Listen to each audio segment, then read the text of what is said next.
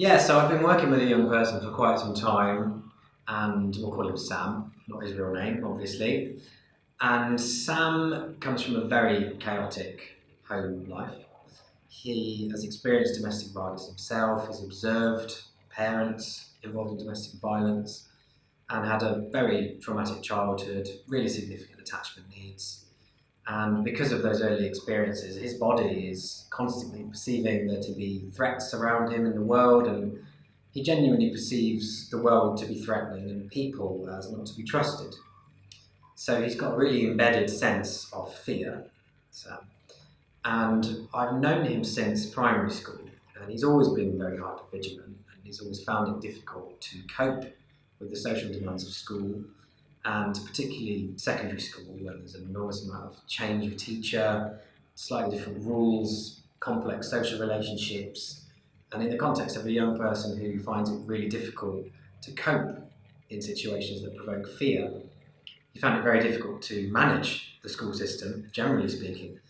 So he, I guess, muddled through until about year 9 and got to year 10. And by that stage, obviously, school becomes significantly more high pressure. The academic curriculum gets more difficult.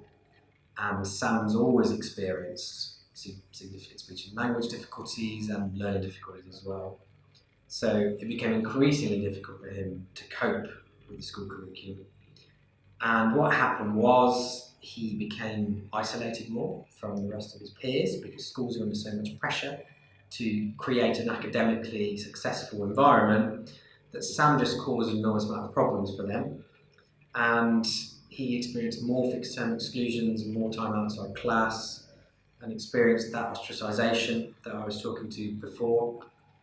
And he was genuinely feeling significant distress and feeling less and less connected with people around him, less and less like he belonged in the school environment, and more extricated from the social relationships that were previously very important for him. And given his hypervigilance and the amount of fear and doubt he has about him being wanted, this tended to look like oppositional behaviour, swearing at teachers, avoiding lessons, getting into fights, and an escalation really in his behaviour over a significant period of time. And the school ended up excluding him for persistent disruptive behaviour, which is the thing that most young people who are excluded are excluded for. So you have to imagine, so this is a young person who doesn't have a safe home life, doesn't have safe relationships that are secure outside school, and every single really positive relationship and sense of belonging that he had disappeared overnight, all gone. So that left Sam feeling extremely hopeless, lacking control over his life.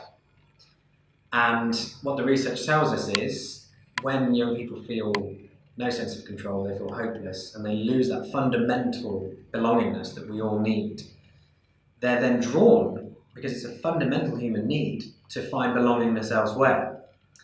So you won't be surprised to learn that he was then drawn to other young people who were out of school, other young people who'd been excluded, other young people who felt the same sense of pain that was caused by his lack of belongingness and ostracisation. And he got involved with some young people who were not particularly helpful in terms of promoting Sam's behaviour, shall we say, and promoting Sam's well-being. And sure enough, a few months down the line, he ended up in various different social environments where knives were carried, and he's now incarcerated in a young offenders institution for a violent offence involving a knife. So as you can see, that's quite a complex pathway he's gone down there. But hopefully that shows you a really clear example of how a young person can go from being excluded to being involved in knife offences. It's not to minimise the other factors, such as poverty, such as social issues around him in the family environment, but it was an extremely powerful factor, and that's why it's so closely correlated.